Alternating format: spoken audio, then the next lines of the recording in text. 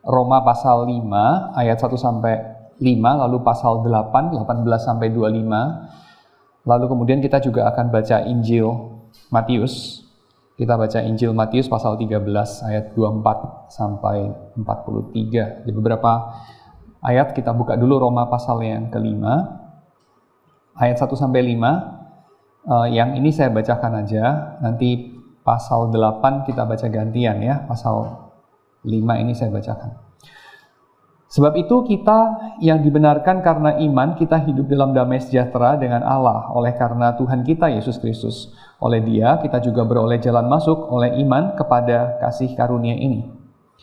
Dalam kasih karunia ini kita berdiri dan kita bermegah dalam pengharapan akan menerima kemuliaan Allah. Dan bukan hanya itu saja, kita malah bermegah juga dalam kesengsaraan kita.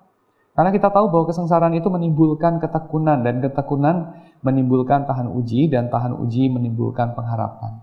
Dan pengharapan tidak mengecewakan, karena kasih Allah telah dicurahkan di dalam hati kita oleh Roh Kudus yang telah dikaruniakan kepada kita. Lalu pasal 8 kita akan baca gantian, ayat yang ke-18 sampai 25. Ini bagian yang terkenal sekali ya. Saya akan bacakan bagian yang genap, nanti saudara sekalian menyambut dengan bagian yang ganjil. Roma pasal 8, 18 sampai 25. Sebab aku yakin bahwa penderitaan zaman sekarang ini tidak dapat dibandingkan dengan kemuliaan yang akan dinyatakan kepada kita. Dengan sangat rindu seluruh makhluk menantikan saat anak-anak Allah dinyatakan. Karena seluruh makhluk telah ditaklukkan kepada kesia-siaan, bukan oleh kehendaknya sendiri, tapi oleh kehendak Dia yang telah menaklukkannya. Tapi dalam pengharapan, karena makhluk-makhluk itu sendiri juga akan dimerdekakan dari perbudakan kebinasaan dan masuk ke dalam kemerdekaan kemuliaan anak-anak Allah.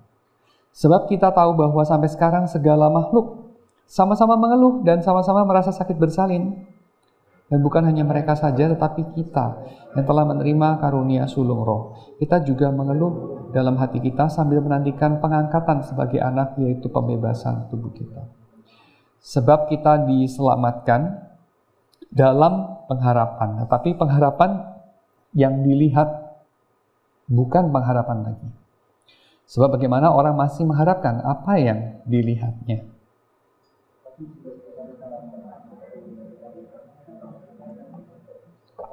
Oke, lalu kita lanjutkan dengan Matius pasal 13 ayat 24 sampai dengan 43. Yesus membentangkan suatu perumpamaan lain lagi kepada mereka. Katanya, hal kerajaan surga itu seumpama orang yang menaburkan benih yang baik di ladangnya.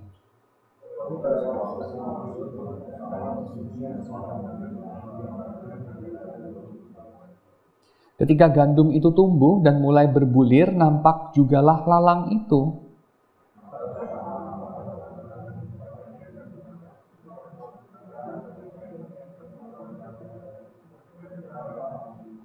Jawab Tuhan itu, seorang musuh yang melakukannya. Lalu berkatalah hamba-hamba itu kepadanya, jadi maukah Tuhan supaya kami pergi mencabut lalang itu? Tetapi ia berkata, jangan. Oh, saudara sekalian,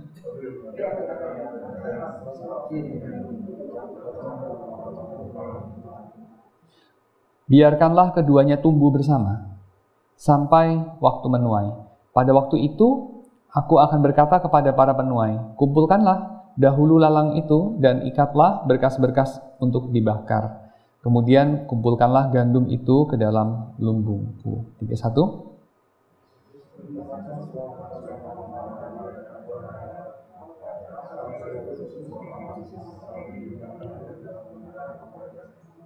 Memang biji itu yang paling kecil dari segala jenis benih. Tetapi apabila sudah tumbuh, sesawi itu lebih besar daripada sayuran yang lain, bahkan menjadi pohon, sehingga burung-burung di udara datang bersarang pada cabang-cabangnya.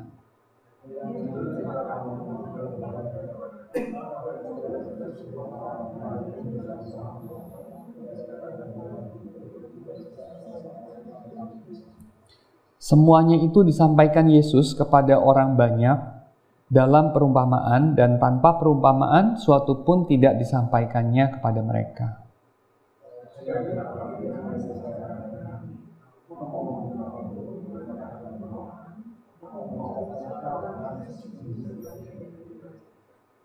Maka Yesus pun meninggalkan orang banyak itu lalu pulang. Murid-muridnya datang dan berkata kepadanya, "Jelaskanlah kepada kami perumpamaan tentang lalang di ladang itu."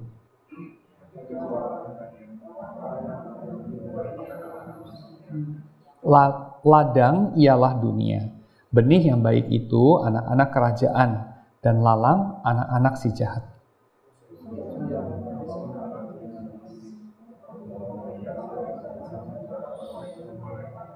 Maka seperti lalang itu dikumpulkan dan dibakar dalam api, demikian juga pada akhir zaman.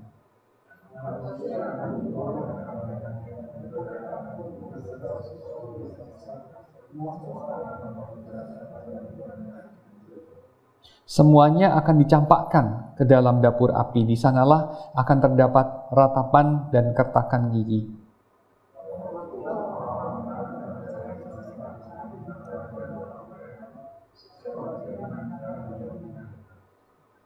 Oke, judul kita hari ini adalah kesabaran dalam penderitaan. Itu terjemahan bahasa Indonesia dari Patience and Long Suffering dalam bukunya Paul Marshall ya, Heaven is Not My Home. Jadi saya terjemahin aja kesabaran dalam penderitaan seperti LAI menerjemahkannya. Bukan LAI menerjemahkan bukunya Paul Marshall sih, tapi menerjemahin ayat Alkitab yang dipakai sama Paul Marshall untuk judul babnya. Bab ini dibuka dengan satu cerita yang dialami sendiri sama Paul Marshall ketika dia membawakan sebuah kuliah yang judulnya The Structure of Civil Society. Tapi kuliah itu diberikan di satu negara yang sedang perang, namanya Sudan. Dan yang ngundang dia itu adalah orang-orang dari Sudan People's Liberation Movement. Jadi ini adalah orang-orang gerilyawan yang membela mereka punya suku yang dianiaya oleh pemerintah. Jadi pemerintah pada satu ketika itu dengan kekuatan militer yang besar, mereka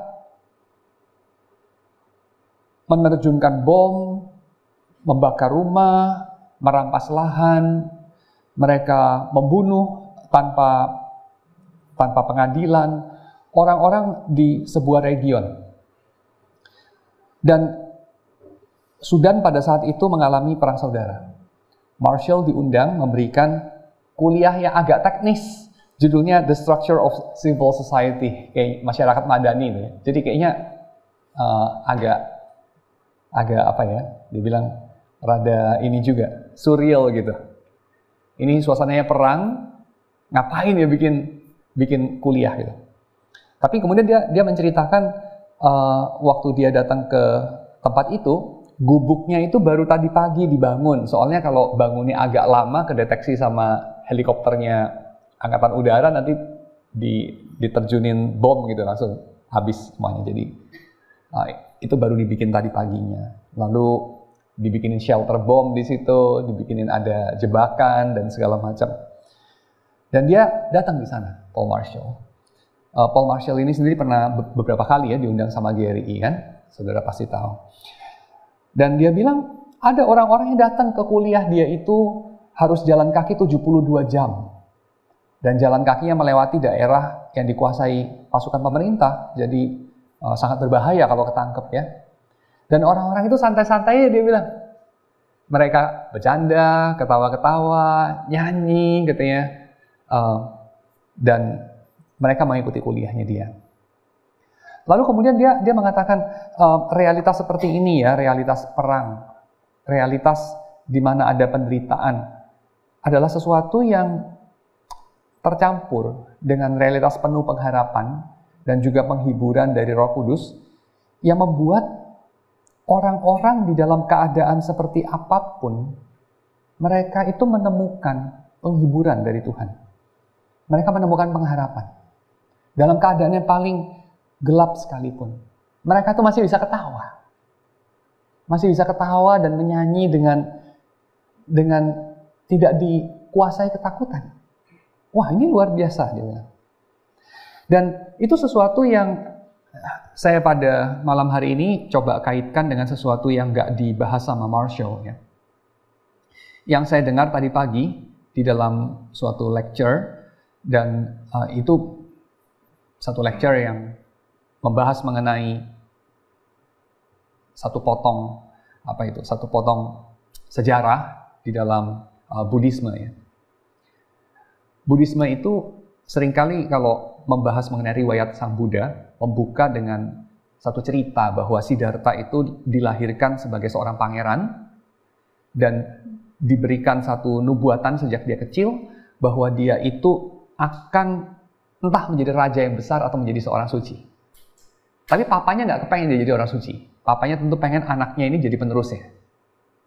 Maka papanya itu memproteksi dia, memberikan kepada dia suatu kehidupan yang sheltered.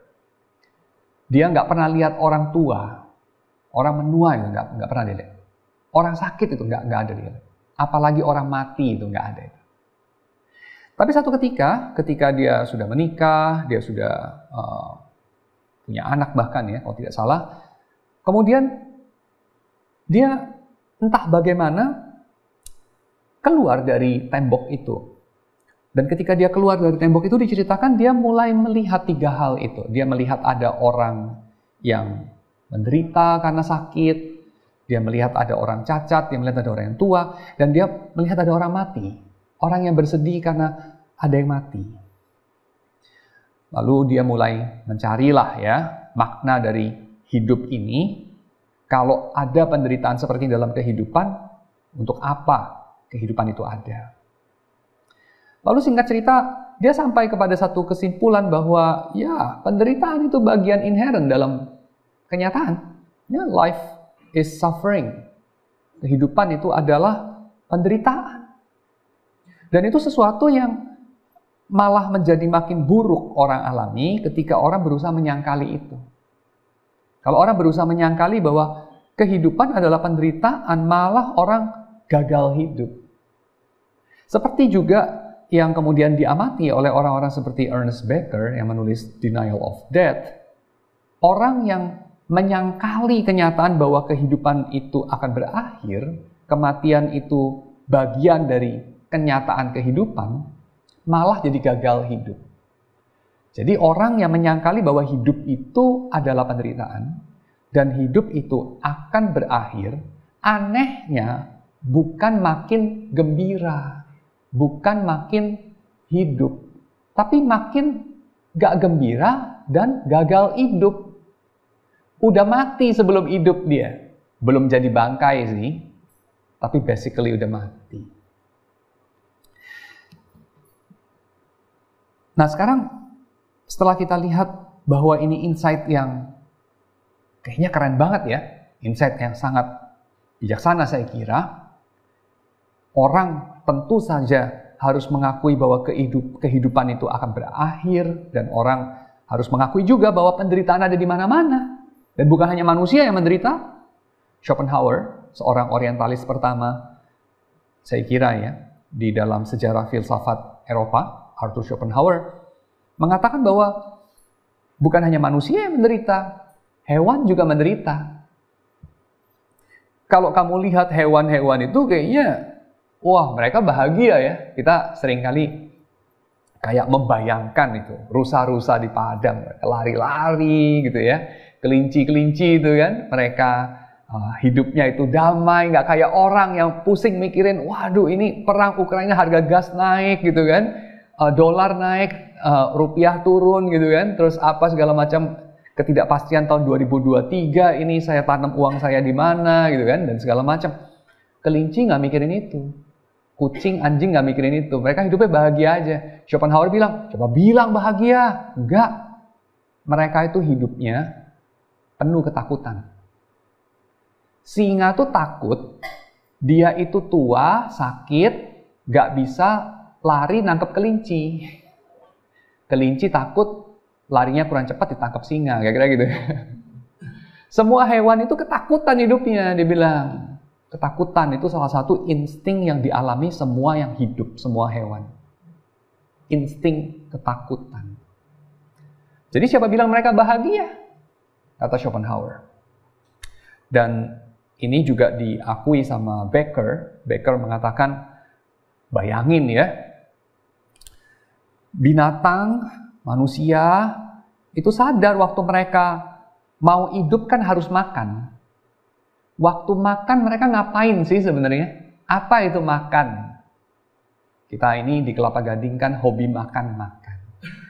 Tapi makan itu apa sebenarnya? Coba pikir, makan. Oh, masukin makanan ke mulut. Oh iya, benar, itu benar. Menyecap dengan lidah, nikmat. Puji Tuhan, lidah ada papil-papil pengecap. Oh ya, benar juga. Tapi makan, itu basically sebenarnya apa? Yang kamu makan tuh apa? Ada nggak di sini yang makan plastik? Ya mungkin ada ya, ketelan plastik. Makan aluminium gitu. Ada mungkin ya, ketelan dari bungkus aluminiumnya coklat ya kemakan. Tapi enggak, kita itu makan organisme, bener nggak? Kita makan nasi tadinya organisme hidup. Kita makan sayur tadinya organisme hidup. Kita makan ayam dan sapi dan kambing dan apa segala macam organisme hidup. Makan, kata Becker, adalah mengubah kematian jadi kehidupan. Kamu mengunyah itu, organisme itu yang sekarang udah jadi bangkai, kamu olah, kamu bagusin, kamu kunyah-kunyah, campur sama ludah, masuk ke dalam perut, dicerna sama enzim-enzim, sebagian jadi daging kamu, sebagian jadi kotoran dan gas dan cairan dan dibuang. Itulah realitas, itulah kehidupan. Dan kita tidak suka itu. Dan kita menyangkali itu. Ya toh? Nah, ini makna daripada life is suffering. Karena itu circle of suffering. Nah, sekarang saya mau masuk kepada kekristenan. Ya, jadi kekristenan take-nya gimana nih? Memahaminya gimana nih? Kan pasti beda. Nah, memahaminya gimana kekristenan? Saya bedakan dengan orang Kristen. Karena orang Kristen seringkali, kita ini sebagai orang Kristen punya campur-campur nih respon kita. Nggak seluruh respon kita selaras sama Injil. Betul ya? Nah, respon kita kadang-kadang bagaimana dengan suffering itu? Respon kita seringkali adalah ya denial. Denial, respon kita itu adalah ya bagaimana supaya cepat tidak dialami lagi suffering itu dan seterusnya. Ya, itu respon yang paling refleks ya, jerk reaction ya, kayak apa itu dengkul diketok terus dengkulnya refleks bergerak sendiri gitu. Tapi apakah hanya itu respon kita terhadap suffering? Jadi bagaimana supaya dijauhkan, kalau terjadi bagaimana supaya lebih cepat, atau setidaknya bagaimana bisa berkurang. Dan saya akan katakan itu responnya yang normal dan baik juga, nggak sepenuhnya salah, ya. Tetapi kok sepertinya tidak seheroik respon dari Buddhisme dan juga dari orang-orang yang dipengaruhi sama Schopenhauer atau Becker, yaitu menatap penderitaan dan futility dari eksistensi eye to eye. Menatap face to face dan menyongsongnya. Ini kan heroik. Kalau respon Kristen kita hanya entah itu menghindar, wishful thinking, mudah-mudahan tidak terjadi, atau kalau terjadi kita mengurangi pain-nya, ya, dan seterusnya, kok sepertinya secara gut feeling respon kita lebih infantil, ya, lebih kekanak-kanakan dibandingkan dengan respon heroik dari mereka yang dengan berani merenungkan realitas yang, ya, mungkin kamu tidak seradikal itu mengatakan life is suffering, tapi ya kamu akan mengatakan bahwa hidup itu tidak sedikit lah penderitaannya. Betul ya? So, ya oke. Sepertinya kok tidak seheroik itu melihat face to face, menyongsong dengan mata locking kepada realitas penderitaan. Tapi benarkah itu? Kalau kita melihat kepada Injil, kalau kita melihat kepada misalnya yang kita tadi barusan baca, yaitu dalam surat Paulus dan juga di dalam Injil Matius. Apakah itu benar bahwa kekristenan tidak menawarkan suatu sikap yang lebih daripada sekedar menghindar atau mengurangi penderitaan? Saya kira jawabannya jelas ada, ya, jelas ada. Jadi apa sikap kita?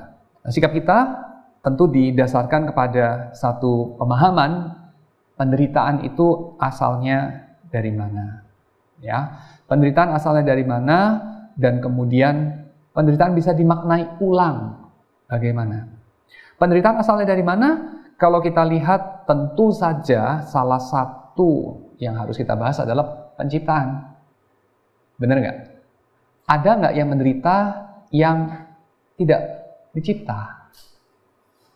Menderita tetapi sebetulnya itu tidak dicipta. Ada nggak?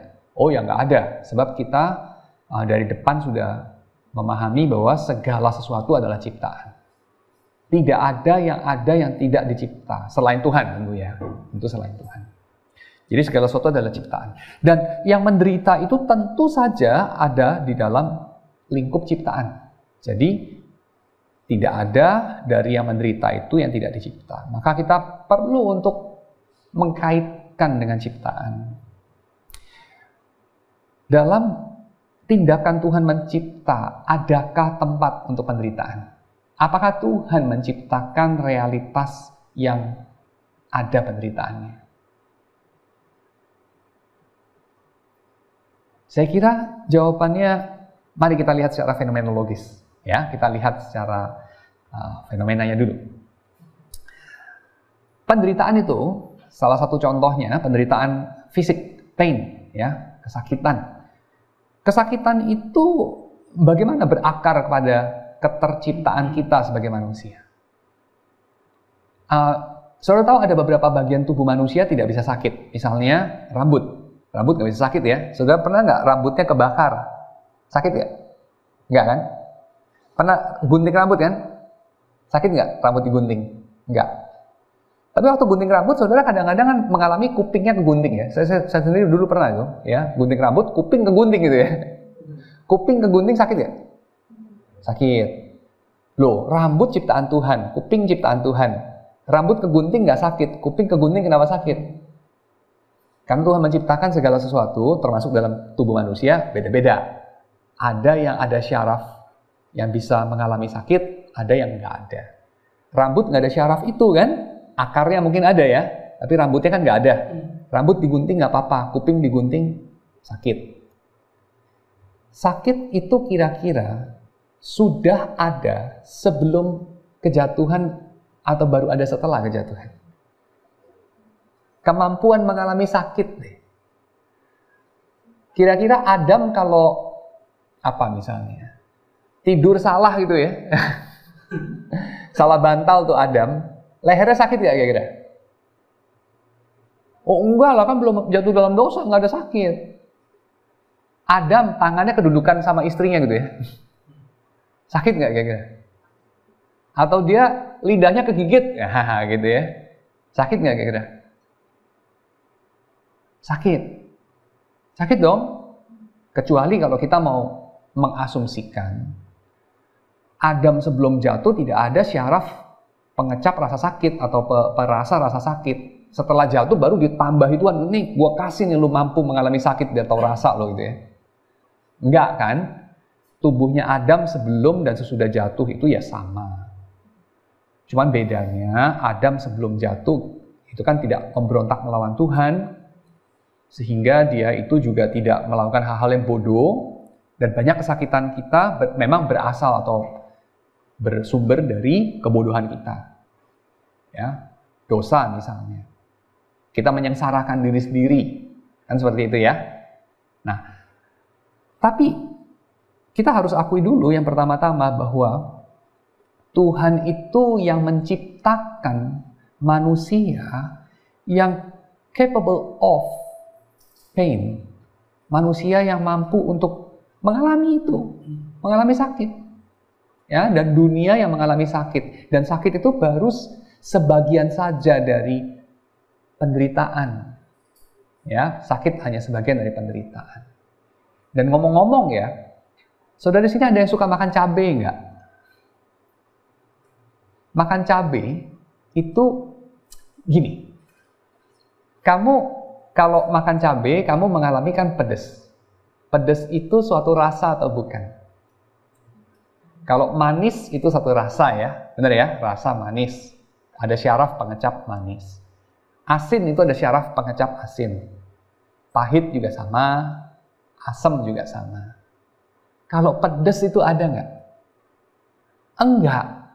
Pedas itu karena syaraf kamu mengalami sakit sebetulnya. Karena iritasi, gitu kan?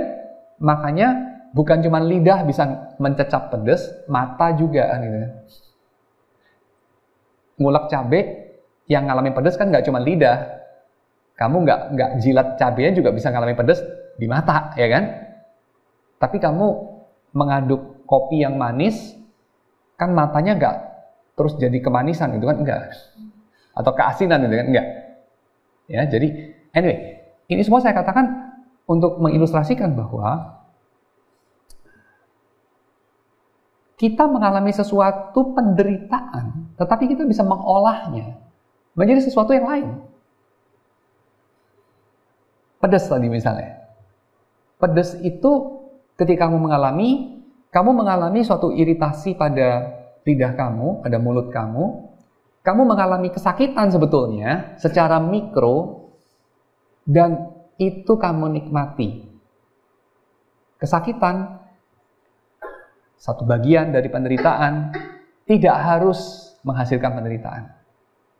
Tapi kita tahu bahwa tentu saja kekristenan itu tidak hanya sekedar mau mengkonversi kesakitan menjadi bukan penderitaan. Tapi bagaimana jika penderitaan itu sendiri yang terjadi?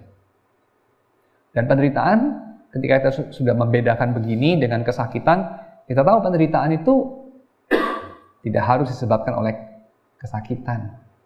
Penderitaan, khususnya yang berkaitan dengan apa yang dialami batin manusia, kadang-kadang terjadi tanpa adanya kesakitan. Ada nggak orang yang menderita tetapi tubuhnya sebetulnya nggak mengalami sakit apa-apa? Ada nggak? Ada dong ya? Kurang tidur? Enggak. Kurang makan? Enggak. Badannya apa disetrum? Enggak. Kepanasan? Tidak. Kedinginan? Tidak juga. Badannya apa? Mengalami diiritasi gitu dengan sesuatu yang kasar atau tajam? Tidak. Tapi dia menderita. Ada ya, orang itu menderita padahal badannya tidak menderita penyakit apapun. Tidak ada orang jahat menyiksa tubuhnya, enggak. Jadi tidak ada pain, zero pain, tetapi dia mengalami suffering. Ada itu kan? Dan sekarang saya tanya, yang menyebabkan dia bisa mengalami suffering, entah itu karena atau bersumber dari pain ataupun yang lain-lain, adalah ada nggak kaitannya sama Tuhan mencipta dunia ini? Jawabnya ada.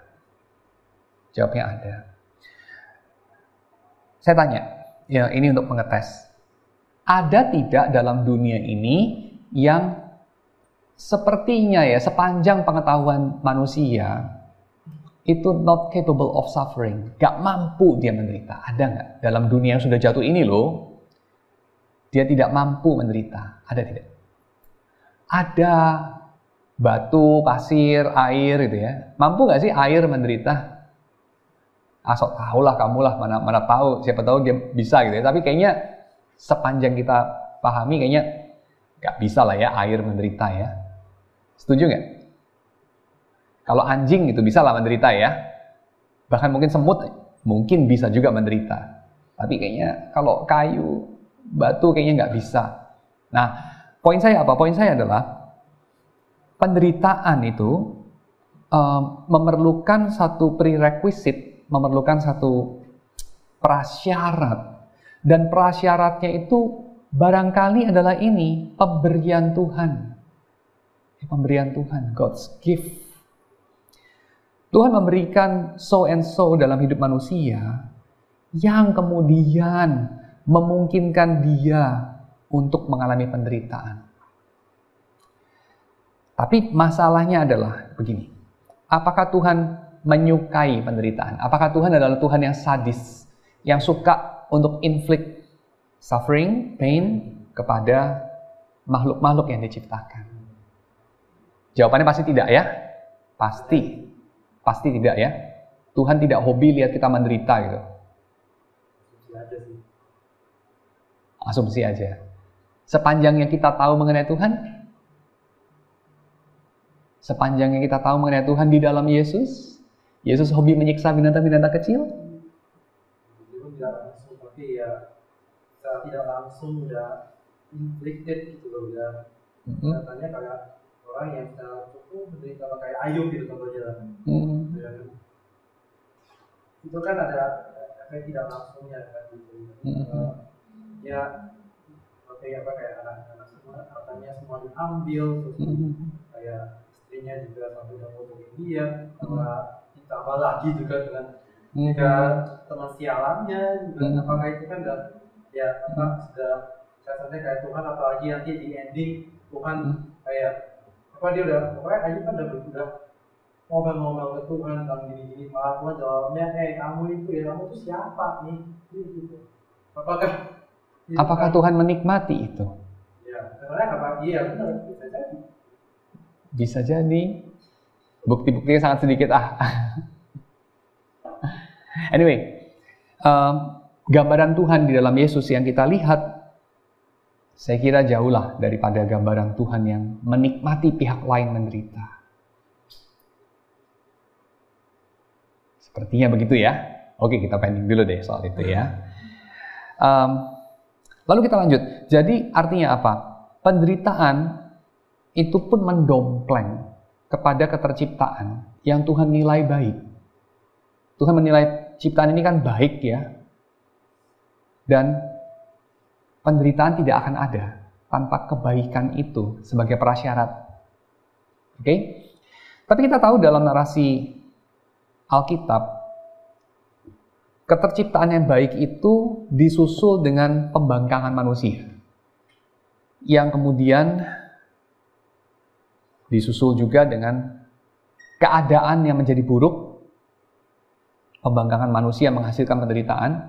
Misalnya dalam Kejadian pasal yang ketiga, susah payah waktu melahirkan suatu kewajiban bagi manusia untuk memenuhi bumi, atau lebih tepat cara manusia menunaikan kewajibannya untuk memenuhi bumi, dialami di dalam penderitaan. Lalu juga penaklukan bumi yang lain, yaitu mengolah tanah, diwarnai dengan kesia-siaan. Ya, Adam itu mengolah tanah, tetapi yang tumbuh onak dan duri, kesia-siaan.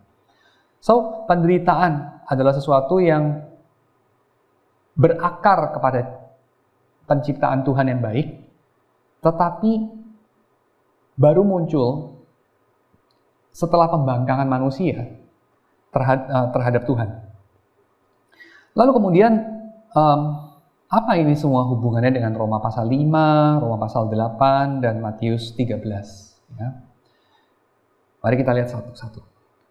Roma pasal yang kelima, yang tadi kita udah baca itu,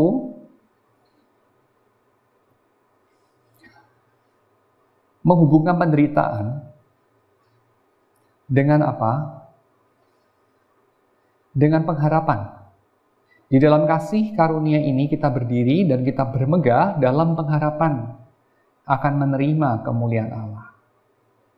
Pengharapan ini didasarkan kepada apa yang Tuhan sudah kerjakan sebelumnya, yaitu pembenaran karena iman, justification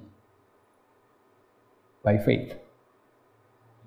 Dan itu sesuatu yang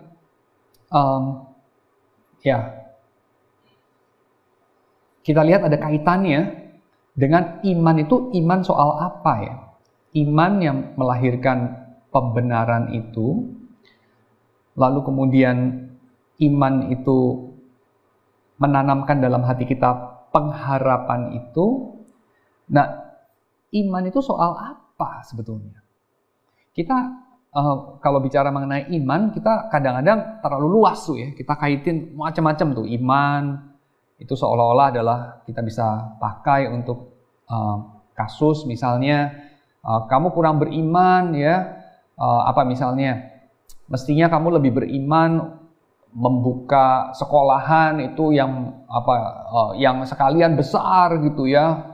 Walaupun mungkin kamu tidak mampu untuk mensuplai guru-gurunya pada saat ini, tapi kamu harus cukup beriman bahwa Tuhan akan menyediakan misalnya gitu. Tapi saya kira itu agak terlalu liberal, dan maksudnya liberal itu bebas ya, terlalu bebas, terlalu loose di dalam memakai istilah iman. Saya kira nggak dalam sense itu pada Roma pasal kelima ini. Pada Roma pasal yang kelima ini, istilah iman di sini yang dikatakan kita dibenarkan karena iman itu tidak dikaitkan dengan keberanian untuk menanam modal di sini atau di sana, tapi iman itu dikaitkan dengan apa? Kepercayaan kepada Tuhan. Kepada Tuhan yang apa? Kepada Tuhan yang berjanji. Kepada Tuhan yang berjanji apa? Kepada Tuhan yang berjanji, wah ini tentu nggak bisa kita luas-luaskan. Tuhan yang berjanji akan memberikan kepada saya hidup yang berarti. Tuhan yang berjanji memberikan kepada saya hidup yang bebas dari penderitaan atau apapun. Enggak. Tapi Tuhan yang berjanji akan mendirikan kerajaannya di sini. Tuhan yang berjanji akan memulihkan ciptaannya. Ciptaan yang tadinya dimaksudkan untuk menjadi rumahnya Tuhan, akan kembali menjadi rumahnya Tuhan. Janji yang spesifik itu, janji soal berdirinya kerajaan Allah. Ketika Yesus dicatat oleh para penulis Injil mengatakan imanmu besar, engkau telah diselamatkan, pergilah, dan seterusnya. Iman itu selalu dikaitkan dengan datangnya kerajaan. Walaupun memang kadang-kadang itu dikaitkan sama apa itu? Dikaitkan sama orang yang sakit disembuhkan. Orang yang mati dibangkitkan. Seolah-olah kaitannya sama penghilangan penderitaan. Tetapi poinnya bukan itu sebetulnya. Karena Injil ketika mencatat soal mukjizat penyembuhan, mukjizat pembangkitan orang dari kematian, tidak meletakkannya sebagai suatu cara Tuhan untuk sekedar meringankan penderitaan manusia, enggak. Atau bahkan ini, memuaskan hasrat manusia untuk berbahagia, bukan. Tetapi untuk menunjukkan bahwa masa akhir atau era kerajaan Allah, era datangnya Mesias, sudah datang pada zaman Yesus. Itu yang mau ditunjukkan. Jadi kenapa Yesus mencelikan mata orang buta? Kenapa Yesus membangkitkan orang yang mati? Kenapa Yesus menyembuhkan orang kusta? Membuat orang yang tuli bisa mendengar, orang yang lumpuh bisa berjalan.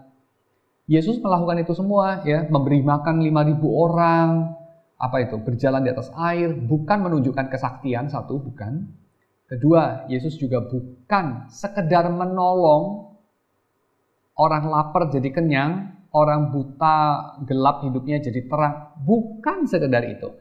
Kenapa? Saya bisa katakan itu karena kalau Yesus sekedar ingin meringankan penderitaan, dia akan menyembuhkan semua orang buta. Setelah Yesus mati di kayu salib, tidak ada lagi orang buta di let's say seluruh kekaisaran Romawi? Masih ada stok orang buta nggak? Ya banyak ya. Masih ada stok orang lumpuh nggak? Ya banyak. Apa buktinya? Buktinya rasul-rasul dalam Kisah Rasul kan masih melakukan hal itu ya kan. Artinya stok yang kagak disembuhkan dari penderitaannya kan banyak tuh ya kan. Artinya apa? Artinya penyembuhan-penyembuhan dan segala mukjizat itu Yesus lakukan bukan per se untuk sekedar bikin orang yang menderita jadi gak menderita, bukan. Walaupun itu juga memang secara eksistensial dalam encounter perjumpaan satu demi satu memang Yesus lakukan. Misalnya Yesus memang bersedih melihat kesedihan Marta dan Maria, sehingga dia memang nangis waktu itu, dan memang dia membangkitkan Lazarus yang pada akhirnya mati lagi. Tetapi kita perlu bedakan nih, Yesus addressing suatu hal yang terjadi di depan mata dia mengenai orang yang dia kenal secara personal, yang ada di depan wajahnya, dengan dia ingin menghilangkan seluruh penderitaan dalam dunia ini. Ya.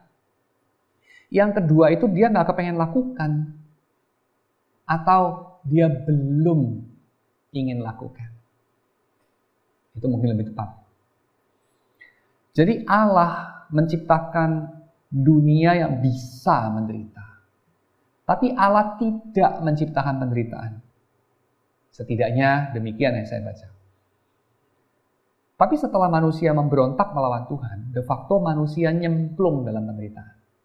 Waktu Yesus datang, dia bikin berbagai perbuatan yang simbolik mengangkat manusia dari penderitaannya. Tetapi kelihatannya yang dia address itu bukan cuma urusan penderitaan, tetapi melalui rangkaian mukjizat yang dia kerjakan itu, dia ingin bikin statement sebenarnya. Apa statement yang dia pengen bikin? Dia pengen bikin statement ini. Kerajaan Allah udah datang. Dan mereka yang percaya akan datangnya kerajaan Allah dalam Yesus, mereka itu mengalami ini, dalam tanda kutip, istilah yang dipakai, diselamatkan. Cuma kita perlu ngerti apa itu maksudnya diselamatkan. Karena diselamatkan itu bukan dipindahin nanti dari neraka ke surga, bukan. Diselamatkan, istilah selamat itu tentu ada kaitannya dengan pemakaian istilah selamat dalam konteks Romawi. Seperti juga pemakaian istilah Injil dalam konteks Romawi. Soalnya istilah Injil dan istilah selamat itu bukan pertama dipakai sama orang Kristen. Orang Kristen itu minjem dari orang Romawi. Orang Romawi pakai istilah Injil bersama-sama dengan pakai istilah selamat sebenarnya. Waktu ngomong soal datangnya rezim dari kaisar tertentu ya, kaisar-kaisar tertentu. Kaisar Julius, Kaisar Octavianus misalnya. Dia itu dijuluki sebagai juru selamat dunia. Ya, juru selamat dunia. Jadi keselamatan itu tuh apa sebenarnya, kita perlu pahami. Dan itu memang ada kaitannya sama Injil. Injil itu mengenai datangnya keselamatan dalam dunia. Tapi keselamatan itu apa? Apakah dari menderita jadi nggak menderita? Dari celaka jadi nggak celaka? Bukan secara per se. Kenapa? Tadi saya sudah berargumen. Kalau benar begitu, Yesus tuh nyembuhin semua orang buta, semua orang lumpuh, semua orang lepra dan segala macam. Dan tambahan, ketika Yesus sudah disalib, sudah bangkit, langsung nggak ada problem lagi dalam dunia ini. Kenyataannya kan enggak ya. Rasul-rasul sendiri pun banyak yang mati dalam karya mereka, ya kan? Mereka menjadi martir, yang menjadi saksi, yang akhirnya martir itu artinya sih saksi, cuman martir akhirnya juga dalam pengertian yang konotatif, yaitu mereka mati, ya, mati tidak normal maksudnya, ya, oke. So,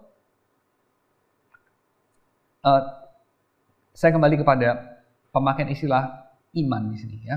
Iman di sini berarti suatu kepercayaan antar pribadi, ya, kepercayaan dalam arti mempercayakan diri, dalam arti trusting oneself, fiducia, fide, ya, sola fide, itu kan, fide, ya. Bahwa kerajaan Allah sudah datang di dalam Yesus. Jadi trusting Jesus lah, itu artinya memiliki iman, ya. Jadi memiliki iman itu bukan cuma sekedar orang yang kenekatannya tinggi gitu ya. Kadar nekatnya tinggi, wah dia tuh beriman loh. Enggak. Tapi orang yang kepercayaannya kepada Yesus tinggi, nah itu orang yang beriman. Bukan sekedar kadar nekatnya tinggi, ya. Kalau begitu ya spekulan itu imannya besar gitu. Tapi kan bukan, ya. Karena itu sangat ditentukan sama percayanya sama siapa gitu. Kalau spekulan sekedar dia nekat karena percaya pada diri sendiri, itu kan tidak menyelamatkan dalam pengertian ini. Yang menyelamatkan itu adalah kamu beriman walaupun kecil seperti biji sesawi dalam perumpamaan yang tadi kita baca. Tetapi kepada siapa itu kamu tujukan? Nah itu yang bikin perubahan. Dan kepada siapa itu tentu kepada Yesus. Dan kenapa itu penting? Sebab Yesus itu Mesias yang merealisasi datangnya pemerintahan Tuhan. datangnya kerajaan Allah di bumi. So, itu cara Paulus setidaknya ya dalam Roma pasal 5 memaknai penderitaan. Dia katakan apa? Kita itu bisa bermegah dalam kesengsaraan kita. Sebab kita tahu kesengsaraan itu menimbulkan ketekunan. Dan ketekunan menimbulkan tahan uji, dan tahan uji menimbulkan pengharapan. Dan pengharapan itu tidak mengecewakan. Maka kita bisa berbangga, bermegah dalam kesengsaraan. Nah, ini bermegah dalam kesengsaraan ini saya coba bandingkan dengan Buddhisme tadi ya. Kalau Buddhisme bermegah dalam kesengsaraan dia? Enggak. Dia menerima kesengsaraan sebagai bagian dari realitas. Menerima. Ya. Dan itu sesuatu yang heroik. Sesuatu yang saya kira sangat bijaksana. Betul dong? Sangat bijaksana, heroik. Khususnya kalau kita mengingat bahwa dalam konsep mereka kan tidak ada juru selamat di luar manusia. Ya, betul kan? Yang ada kan hanya manusia. Manusia tidak bisa berharap pada sesuatu di luar dirinya. Ya, mungkin itu hal terbaik yang bisa manusia kerjakan. Menerima apa yang dia tidak bisa ubah. Tetapi kita punya kabar baik. Ya, kita punya kabar baik. Kita tidak mengatakan sikap-sikap seperti itu buruk, ya. Tidak, ya, saya tidak akan mengatakan apa yang disadari oleh Siddhartha itu buruk, ya. Tapi saya akan mengatakan bahwa saya punya kabar yang baik. Dan kabar yang baik itu apa? Kabar yang baik itu adalah ternyata ada sesuatu di luar diri manusia. Sesuatu di luar manusia ini yang menciptakan manusia. Dan sesuatu ini ternyata adalah someone. Dan someone ini adalah someone yang ternyata ingin menolong kita di dalam Yesus. Dan pertolongan dia itu bukan sedangkal kita menderita jadi nggak menderita. Enggak. Tapi sampai ke sini.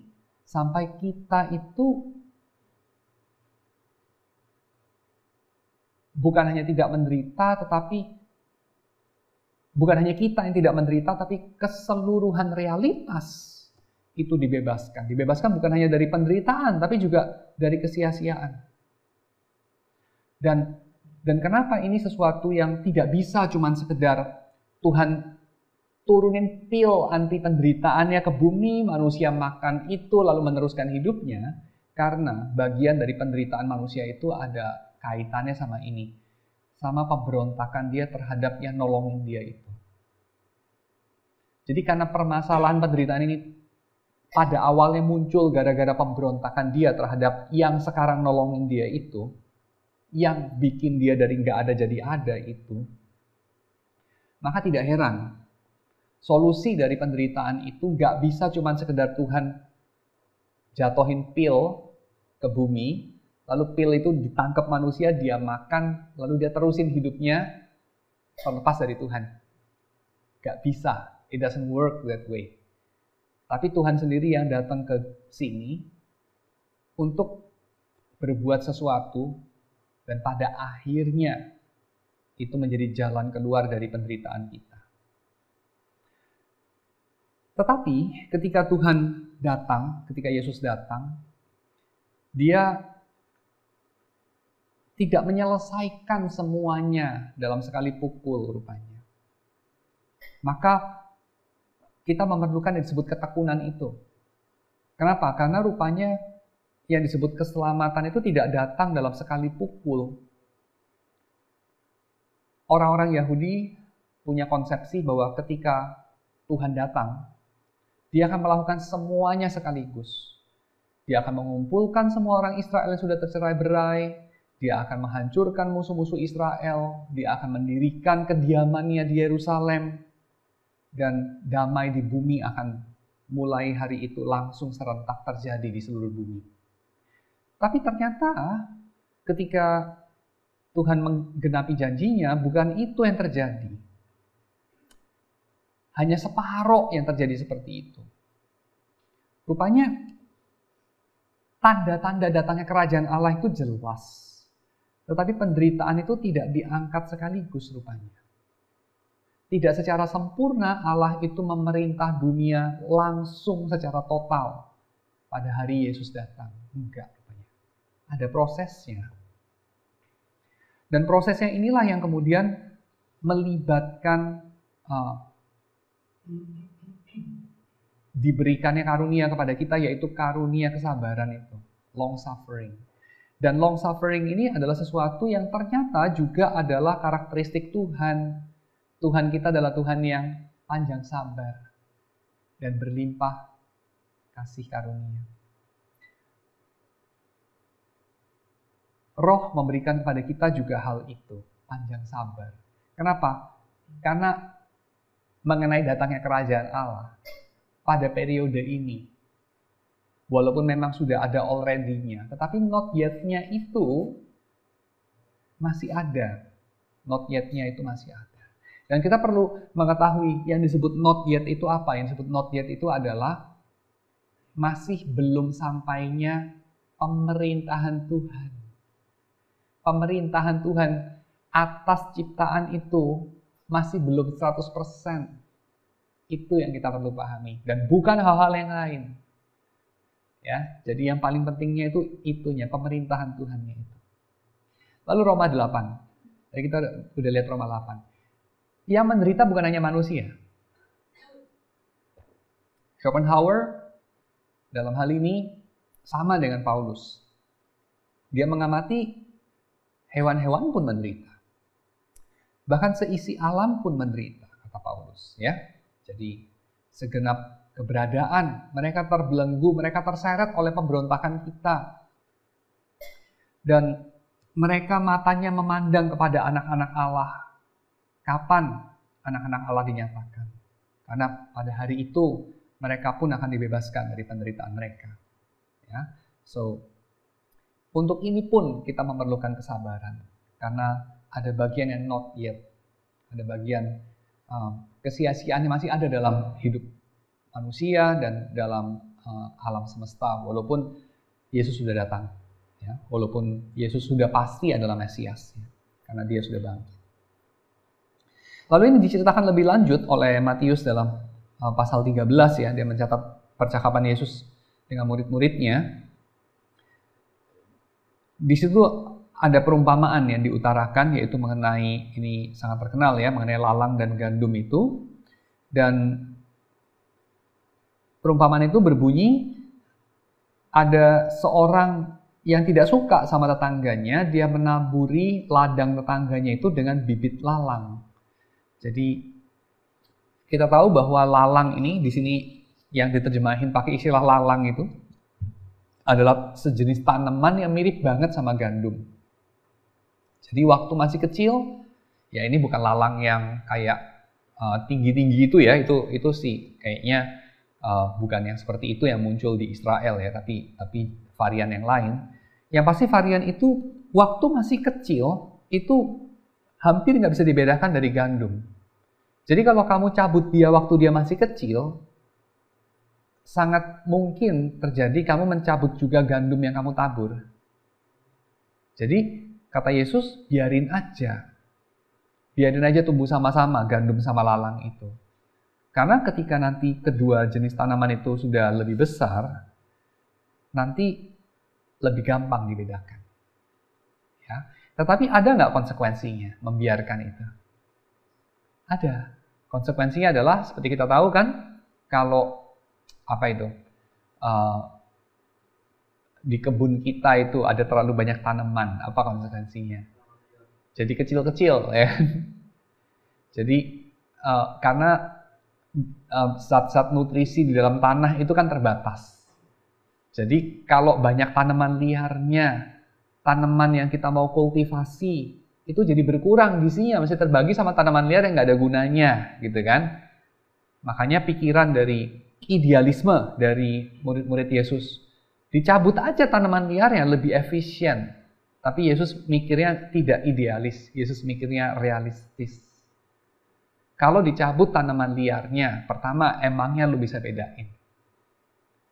Kalau lu nggak bisa bedain atau nggak gampang bedain, ada resikonya. Yang kamu pikir gak ada resikonya, ternyata ada.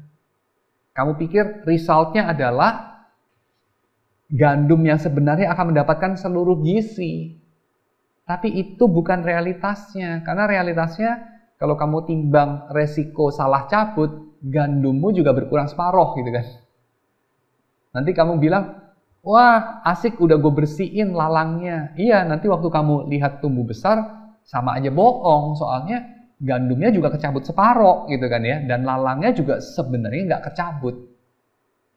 Jadi sebenarnya itu satu hal yang sia-sia. Maka kata Yesus, udah biarin aja. Tapi waktu dibiarin aja, ada harga yang harus dibayar. Gandumnya lebih lambat tumbuhnya, lebih kecil tumbuhnya. Karena berbagi sama si lalang itu, gitu kan. Jadi secara idealis, dengan kata lain, kalau kita artikan ini di dalam setting kita, ya, dalam datangnya kerajaan Allah, di tengah-tengah ladang gandum yang Tuhan tabur, ada pihak-pihak yang sebetulnya tidak selaras sama Injil. Dan mereka memperlambat, memperkecil dampak dari berkembangnya kerajaan Allah. Dalam pikiran idealisme kita, apa yang kita mau kerjakan? Kita cut aja itu kan, kita potong. Itu kan logis, kita potong. Tuhan gitu aja kok nggak tahu gitu kan. Tetapi Tuhan sendiri mengatakan, aku tidak akan melakukan itu. Jangan lakukan itu. Bukan berarti Tuhan ingin terus-menerus mensponsori lalang. Bukan berarti Tuhan tidak akan membuang lalang itu. Tidak, Tuhan akan membuang itu. Tapi pada waktunya dia. Pada waktunya dia. Dan itu seringkali sesuatu yang menurut kita mungkin tidak efisien. Dan untuk itu pun kita memerlukan kesabaran. Kita perlu bersabar terhadap, dalam tanda kutip, ketidakefisienan Tuhan. Saya masih ingat dalam buku Salib Tidak Ada Gagangnya, Kosuke Koyama, teolog Asia itu, orang Jepang ya, dari namanya kita tahu, mengatakan kita itu mesti belajar berjalan bersama Yesus. Karena kita itu punya kecenderungan gak sabar untuk jalan. Kita suka berlari, mungkin naik kuda, dan seterusnya. Sehingga Yesusnya ketinggalan. Karena Tuhan itu adalah Tuhan yang kecepatannya 3 mil per jam. Dia bilang. Itu adalah kecepatan orang berjalan. Kita orang modern gak sabar dengan 3 mil per jam. Tapi Yesus itu orang kuno, dia bilang. Ya ini bahasanya dia. Yesus itu berjalan. Jadi kalau kita naik mobil, Yesusnya ketinggalan di belakang. Dengan kata lain, kita perlu bersabar, dalam tanda kutip, bersabar sama Tuhan. Seperti Tuhan bersabar sama kita.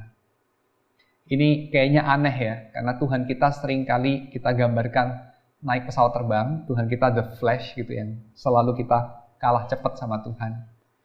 Tapi dalam beberapa hal mungkin tidak. Dalam beberapa hal mungkin yang terjadi adalah kita melihat Tuhan itu kenapa begitu bodoh membiarkan lalang itu tumbuh bersama gandum. Dan kita pengen jadi penasehat Tuhan, mestinya ini yang lalang gue potong yang ini. Tapi di dalam perumpamaan ini, mengapa kita perlu untuk bersabar menunggu si lalang itu tumbuh, si gandum itu tumbuh, menunggu waktunya, sebab kita bisa salah potong. Sebab kita selalu memotong yang bukan diri kita, yang gak sama dengan kita. Yang teologinya gak sama, yang cara kerjanya gak sama, yang preferensinya gak sama. Kita punya bias otomatis, itu adalah lalang. Otomatis. Tapi masalahnya adalah Seringkali mereka juga pikir begitu, bukan? Belum lagi yang ketiga, Tuhan pikir apa? Memangnya kita tahu Tuhan pikir apa? Kita seringkali mengatakan, tapi Pak, kan wahyu Tuhan itu adalah thinking after God's thinking. Betul ya? Berpikir seperti Tuhan berpikir. Tuhan berfirman, kalau kita memahami firman itu, kita akan berpikir seperti Tuhan berpikir. Setuju saya. Tapi kita perlu mencatat ini. Ini jawaban Leonidas kepada Xerxes. Jika kita perlu mencatat itu. Garis bawahi kalimat ini. Bukan kalimat, kata ini. Jika pembacaan kita terhadap firman Tuhan itu memang benar. Jika. Tapi siapa yang tahu? Kapan kita tahu? Siapa yang tahu? Tuhan tahu sekarang. Siapa yang tahu? Kita semua akan tahu. Kapan? Ada harinya. Apakah hari ini? Mungkin bukan. Itu masalahnya.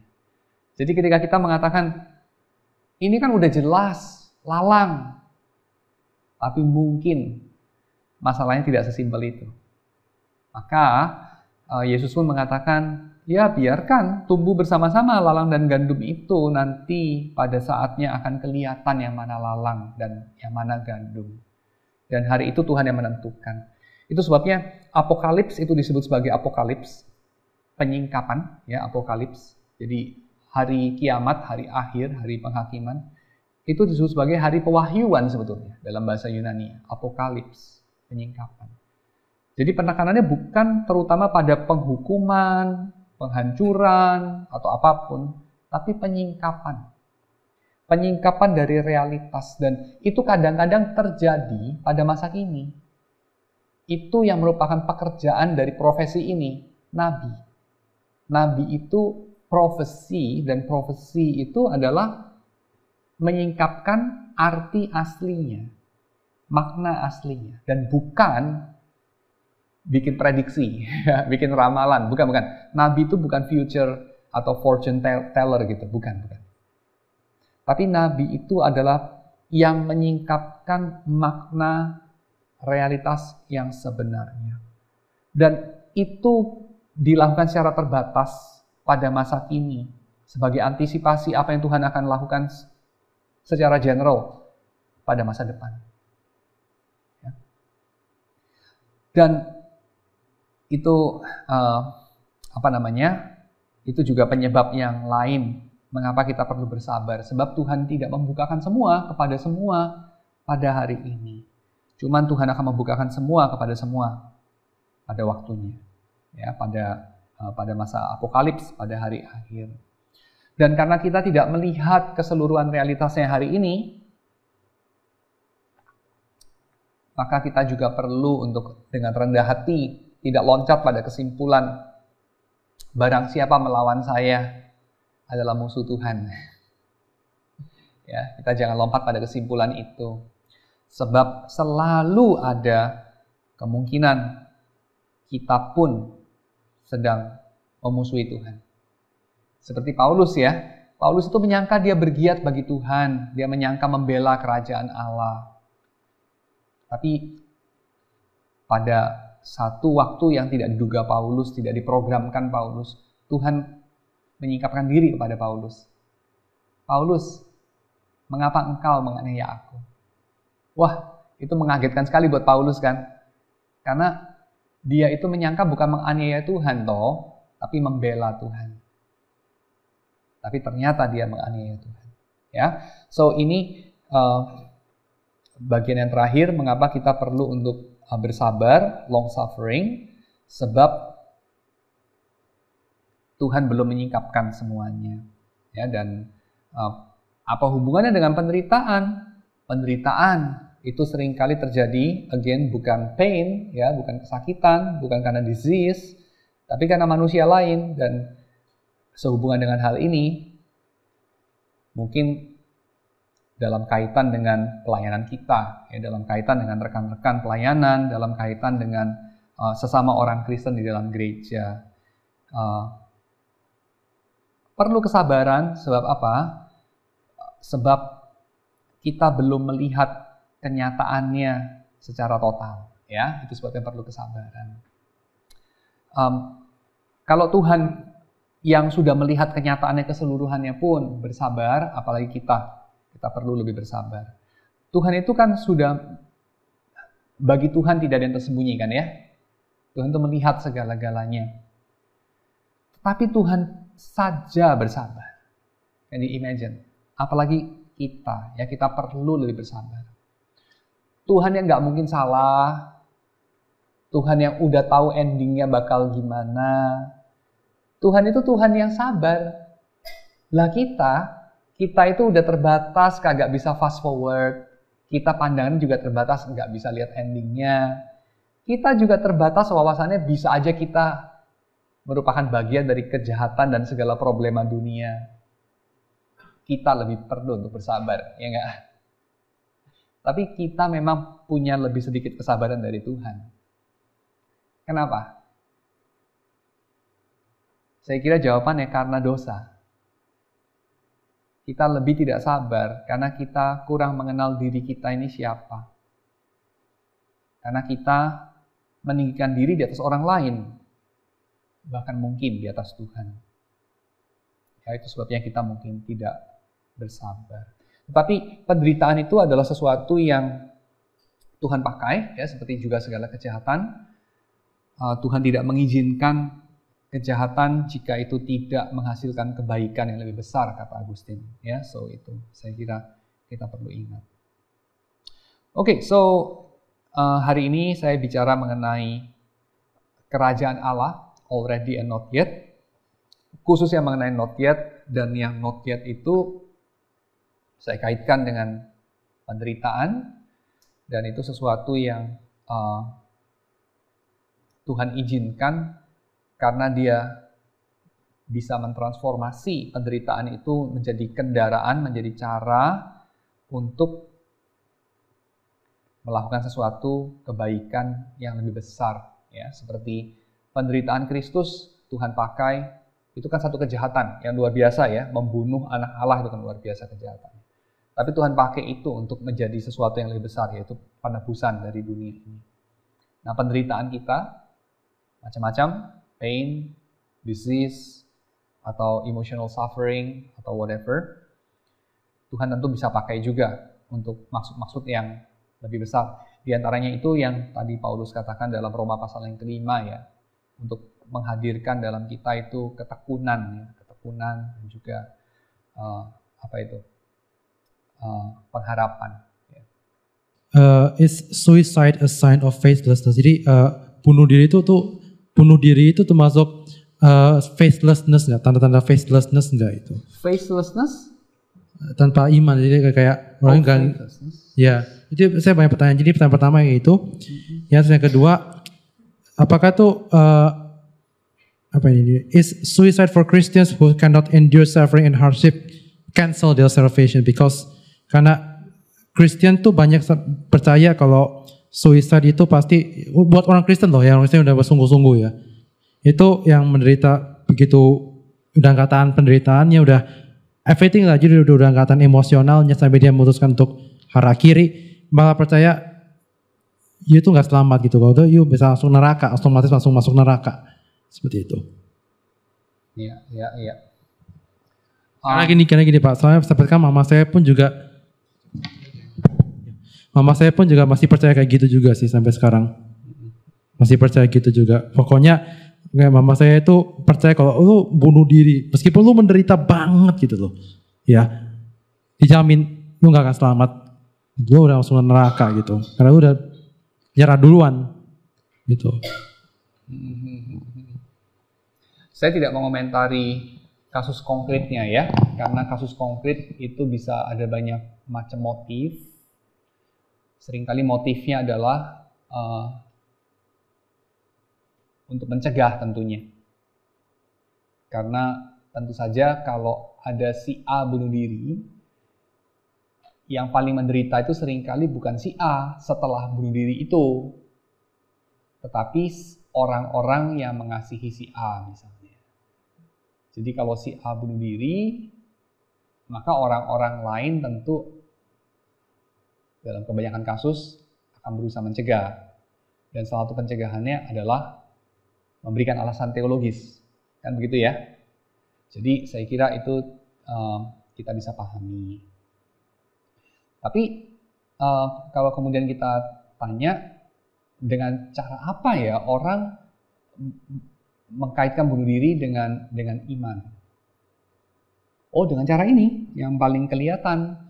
Kalau orang punya pengharapan bahwa Tuhan akan, misalnya dalam Roma pasal 8 itu, menyimpan sesuatu yang jauh lebih mulia daripada penderitaan yang singkat ini, penderitaan yang sementara ini, maka orang itu, kata Paulus, ya tentu akan dengan sabar menunggu. Karena penderitaan kita yang sekarang ini tidak dapat dibandingkan dengan kemuliaan yang besar yang akan dinyatakan kelak. Kan itu ya. Jadi bunuh diri itu di situ ya tentu saja adalah penolakan terhadap kehidupan. Penolakan kepada Tuhan. Tentu saja. Apakah Tuhan akan mengampuni?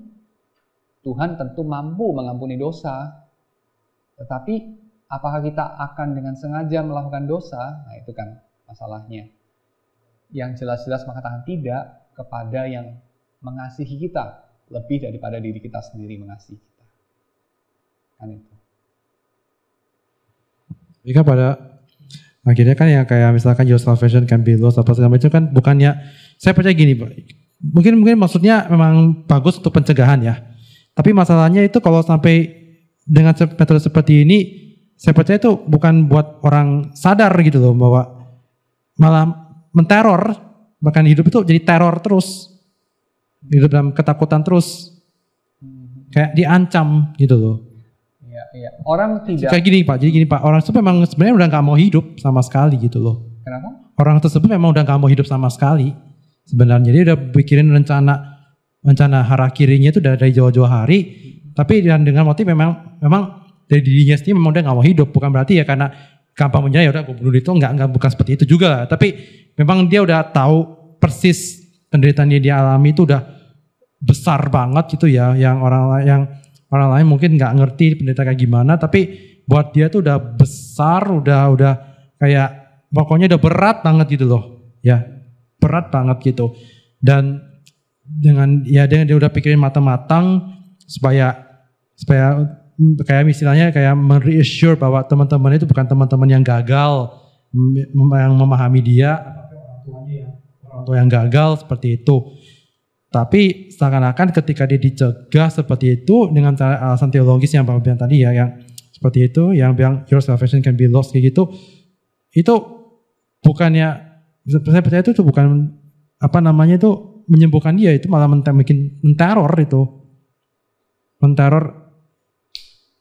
menambah ketakutannya itu loh. Memutuskan keinginan itu kan sesuatu yang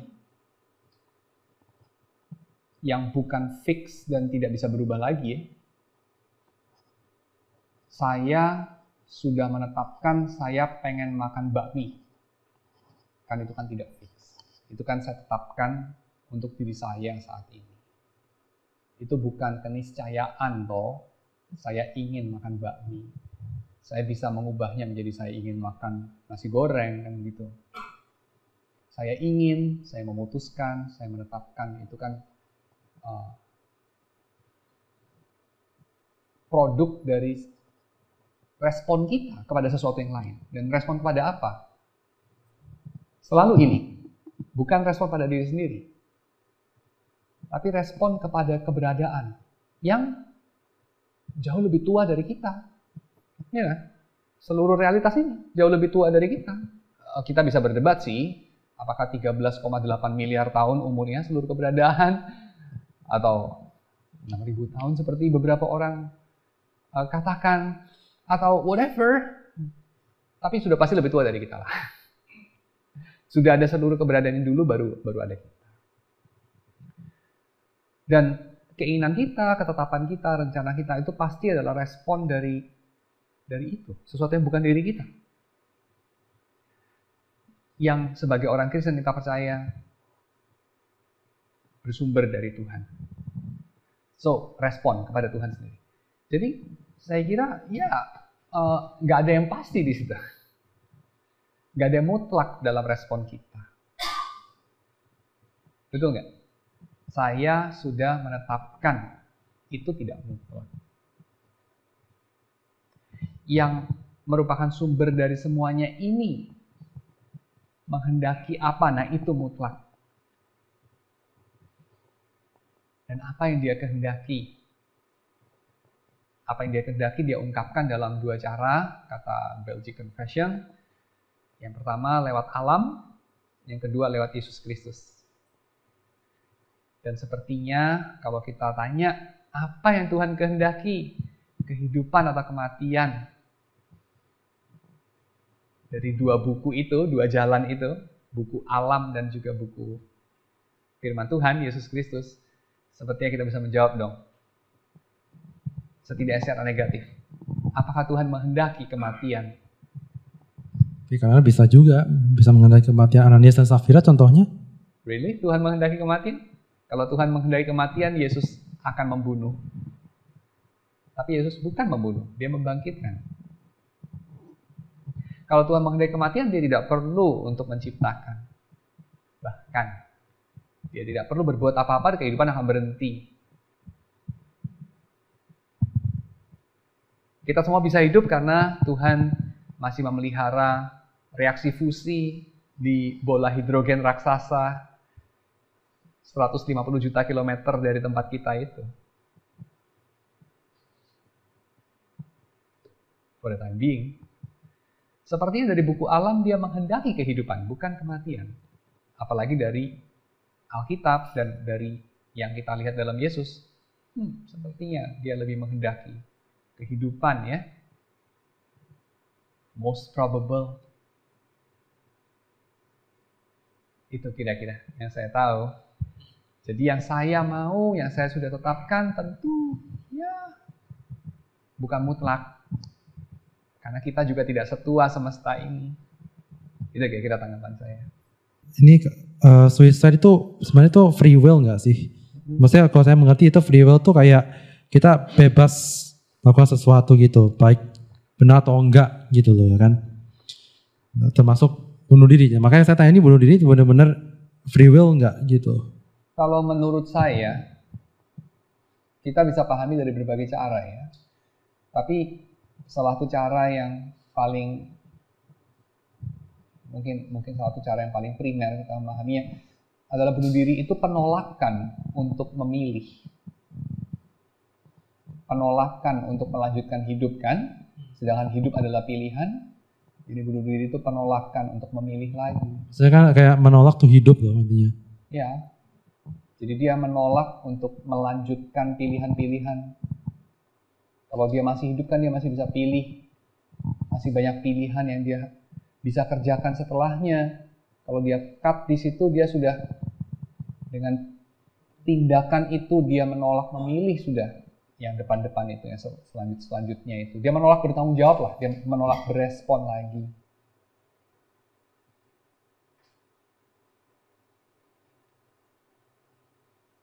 Itu menurut saya dan sudah jelas dia menolak hidup, ya, menolak kehendak Tuhan lah, karena orang bisa hidup adalah karena Tuhan menghendaki dia hidup kan? Kalau Tuhan tidak menghendaki seseorang hidup, dia tidak akan hidup. Dia tidak akan lahir, tidak akan ada kebaikan-kebaikan yang membuat dia tetap hidup waktu dia masih bayi. Karena bayi itu hidup dari kebaikan orang lain. Ya enggak sih? Kecuali kayak broken home aja, keluarga yang broken home contohnya. Dalam keluarga yang broken home pun masih ada banyak sekali kebaikan. Bayi dikasih makan. Betul nggak? Kayak bayi dibuang contohnya? Bayi dibuang, ada Pak Hansip atau tukang sampah yang kasihan. Kasih dia ke panti asuhan, kasih dia ke orang lain. Kalau tidak ada kebaikan, selesai. Oh ada juga. Selesai loh, mati loh. Tapi kenyataannya kita melihat kasus begitu justru jarang. Justru ada kayak saya pernah lihat di YouTube itu udah lama banget sih, itu ya kisah dari Ukraina itu. Jadi ada satu anak cewek tuh istilahnya kayak feral child. Jadi dia itu nggak tahu anaknya itu dibuang ke hutan, malah dia beradaptasi sama binatang gitu. Jadi dia berlaku seperti kayak anjing atau kayak serigala gitu loh. Iya. Kayak gitu. Ya, ada yang baik walaupun bukan manusia dalam kasus itu. Ada binatang yang mungkin mengadopsi dia, toh. Tetap ada yang baik sama dia. Kalau tidak ada yang baik sama bayi itu, bayi manusia agak beda sama bayi jerapah ya. Bayi jerapah begitu procot lahir, jatuh dari 1,5 meter, bluk, pincang-pincang jalan, terus jalan dia lari. Jerapah tuh. Bayi manusia begitu lahir, kalau dibiarin gitu aja semutan ya, dirubung semut mati dia. Bayi manusia itu vulnerable banget. Jadi kalau dia bisa melanjutkan hidupnya itu karena kebaikan. Ya kebetulan ini pertanyaan saudara sebenarnya agak relevan sih dengan pengalaman hidup saya sendiri, dan juga kebetulan nyambung juga dengan renungan firman saya hari ini dari aplikasi ya. Ini dari Yeremia 29 ayat 11. Sebab aku ini mengetahui rancangan-rancangan apa yang ada padaku mengenai kamu. Demikian firman Tuhan, yaitu rancangan damai sejahtera dan bukan rancangan kecelakaan, untuk memberikan kepadamu hari depan yang penuh harapan. Nah ini kayaknya firman ini benar-benar connect kan dengan pertanyaan saudara, dan juga sebenarnya hidup saya sendiri, kalau saya bisa cerita ya, dari kecil sampai sekarang saya hampir mati berkali-kali. Mati apakah karena kecelakaan waktu saya umur 5 tahun itu, orang tua saya believe saya sebenarnya kayak kena black magic gitu. Sampai hari ini nggak ada penjelasan ilmiah sih, karena istri saya juga dokter kan. Istri saya pun nggak tahu kalau ketika saya cerita, saudara saya cerita kan apa terjadi waktu saya umur 5 tahun itu seluruh kulit saya itu hancur. Saya udah bekas-bekas. Kalau saya buka baju kan sebenarnya lebih jelas nih kalau kena matahari kan. Jadi ini sampai perhatikan dekat, ini bulu mata saya palsu, ini tubuhnya nggak rata, nggak seperti kalian. Ini bibir saya pun ada 2 warna. Jadi hancur kayak lava gitu, seluruh tubuh dari atas sampai bawah saya botak. Sampai mata semua lengket, dokter harus pakai pisau. Hah? Kenapa? Nggak tahu. Dokter rumah sakit semua pasrah, nggak ada penjelasan ilmiah sampai hari ini. Kita canggih untuk ada Google kan, nggak bisa tahu ini saya penyakit apa. Nah ini yang contoh kasus bukan di luar saya. Tapi along the way dalam perjalanan hidup saya pun, saya pernah beberapa kali saya hampir kayak kehilangan tujuan hidup. Belum sampai capai level suicide sih, belum sampai level itu, tapi itu udah kayak jalan buntu gitu. Tapi along the way ya, ini ayat ini rancangan bagiku kan adalah damai sejahtera, bukan rancangan untuk kecelakaan. Ya setiap hampir sampai kayak buntu ini ya, saya percaya sekarang kalau anak Tuhan kan, Tuhan selalu akan memberikan sesuatu yang baru. Tuhan akan intervensi. Sebagai jawaban Pak Jadi tadi kayak Paulus gitu. Tuhan Yesus datang gitu intervensi. Itu ada intervensi demi intervensi. Dari tadi saya umur 5 tahun gak hampir mati kan. Itu ada intervensi dari Tuhan. Tiba-tiba sembuh sendiri. Dan cara ajaib. Karena waktu itu keluarga saya juga sangat miskin kan. 15 saudara lahir sangat super miskin di bawah standar kemiskinan. Itu masuk rumah sakit aja gak ada biaya. Tapi dengan cara ajaib itu semua bisa kayak terpenuhi, sembuh begitu aja. Dokter segala nggak tahu kenapa ya bisa sembuh. Nah, itu orang tua sampai waktu itu belum beriman kan, cari dukun segala macam, saya dukun yang beda-beda, suruh tumbuk cacing, cari cacing segalanya tanah, habis itu kasih saya minum. Ya. Banyak hal personal lagi sih, mungkin saya nggak bisa cerita malam ini, tapi tiap kali kayak sampai jalan buntu kan, langsung Tuhan intervensi. Itu nggak pernah ada jalan buntu, nggak pernah sampai kayak tujuan hidup saya sudah hilang. Saat saya dikhianati orang yang paling saya kasih segala macam, Tuhan bisa tiba-tiba memberi saya seseorang yang baru yang mengasihi saya. Ya.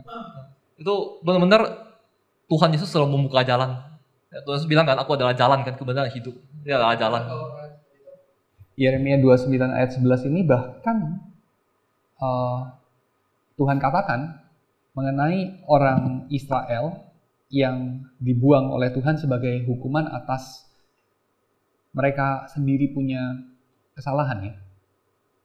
Jadi ini adalah ayat penghiburan buat orang Israel di pembuangan, yang mana mereka mengapa ada di pembuangan lebih parah sih dari kamu, karena kalau kamu menderita bukan karena salahmu saya kira ya, umur 5 ya kan, salah apa gitu kan, bukan kamu punya gaya hidup gak bagus yang sudah tahu salah dilakukan yang salah itu lalu kena getahnya kan, bukan ya kan, tapi entah kenapa juga ya, artinya bukan kamulah itu. Nah ini lebih parah dari itu, bahkan itu salah mereka. Mereka ada di Babylon tuh karena Tuhan menghukum mereka ya kan, karena salah mereka gitu. Tapi itu pun Tuhan mengatakan apabila telah genap 70 tahun bagi Babel, baru aku memperhatikan kamu. Aku akan menepati janjiku itu kepadamu dengan mengembalikan kamu ke tempat ini, yaitu ke Yerusalem.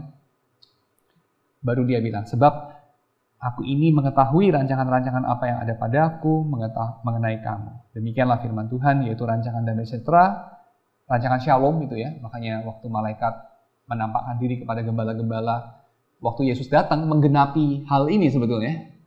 Karena Tuhan datang kembali ke Sion itu terjadinya bukan pada zaman Ezra Nehemia, tapi terjadinya pada zaman Yesus sebetulnya. Malaikat itu bilang, ada shalom bagi yang berkenan kepada Tuhan di bumi, gitu kan? Karena itu rancangan Tuhan, rancangan damai sejahtera dan bukan rancangan kecelakaan untuk memberikan kepadamu hari depan yang penuh pengharapan. Dan kamu di situ adalah Israel yang membangkang sama Tuhan 70 tahun sebelumnya dan lebih ya, sejak awal lah boleh dikatakan ya. Mereka selalu membangkang kepada Torah. Tetapi Tuhan menyimpan hari depannya seperti itu. Dan itu nanti realisasinya yang paling ultimat itu dilakukan Tuhan pada gereja sebetulnya. Karena Israel yang lama itu banyak yang tetap menolak Tuhan kan. Tapi pada akhirnya gereja yang mengalami ini. Ya, saya kira ayat yang cukup relevan ya. Walaupun tidak semua orang pada akhirnya bisa make sense of penderitaannya, atau Tuhan berikan dia bisa mengetahui, oh untuk ini loh saya menderita. Gak semua orang. Beberapa orang hidupnya itu mengalami penderitaan yang absurd, yang doesn't make any sense, dan akhirnya dia mati. Banyak yang seperti itu. Tetapi kita tahu bahwa penderitaannya itu tidak sepenuh dalam iman ya, tentu kita mempercayai ini. Penderitaan itu tidak sepenuhnya doesn't make any sense. Kenapa? Karena Tuhan akan make many senses di hari akhir. Pada hari Tuhan Yesus datang kembali, dia akan membukakan kepada semua orang mengenai segala sesuatu dalam hal apa, penderitaan yang paling absurd sekalipun. Oh ternyata itu maknanya. Kalau kita lihat dalam sejarah itu luar biasa banyak sekali penderitaan yang sebetulnya absurd ya. Di abad pertengahan banyak bangsa barbar menyerbu, bunuhin orang-orang petani itu ya kan. Lalu wabah, penyakit, lalu Perang Dunia Kedua, Perang Dunia Pertama, Holocaust. Banyak sekali absurditas dalam dunia ini. Dan saya kira kemewahan kalau orang bisa memahami seperti kamu ya. Dan saya percaya itu, puji Tuhan untuk itu ya, tentu. Tapi itu kemewahan yang gak semua orang alami. Kalau kita mendapatkan itu dari Tuhan, kita memuji Tuhan. Tapi beberapa orang sampai terakhir pun tidak tahu untuk apa. Bahkan in a way Ayub tuh gak tahu loh untuk apa. Sampai terakhir, Ayub. Kita pembaca sih tahu ya. Ayub, tokoh Ayub itu nggak tahu. Gak dikasih tahu soalnya. Tuhan ngobrol sama setan kan Tuhan ngobrol sama setan, ya kan? Kita pembaca ya kan dikasih tahu semua itu. Tapi Ayubnya nggak tahu. Dia nggak bisa hubungkan itu. Dulu anak gue 10, sekarang anak gue 20 gitu kan. Dulu sapi gue berapa, sekarang sapi gue berapa. Dia nggak bisa hubungkan, nggak diceritakan soal dia menghubungkan, ya kan? Kan itu kita aja pembaca. Nggak semua orang ada kemewahan itu. Tetapi kita percaya pada akhirnya Tuhan akan membukakan itu. Dan untuk itulah kita perlu panjang sabar, long suffering. Kita masuk dalam doa ya. Kami bersyukur Tuhan untuk firman yang sudah kami dengar pada malam hari ini. Kiranya bagaimanapun dipakai Tuhan dengan berbagai cara yang pada hari ini kami tak sepenuhnya mengerti. Untuk pada satu hari kelak Engkau merangkai ini semua, menjadikan PA malam hari ini pun bagian daripada kami berjalan bersama Kristus, mengenal Engkau, mengenal diri kami, dan menjadi alasan tambahan bagi kami untuk mengucap syukur kepadamu. Dalam nama Yesus kami berdoa. Amin.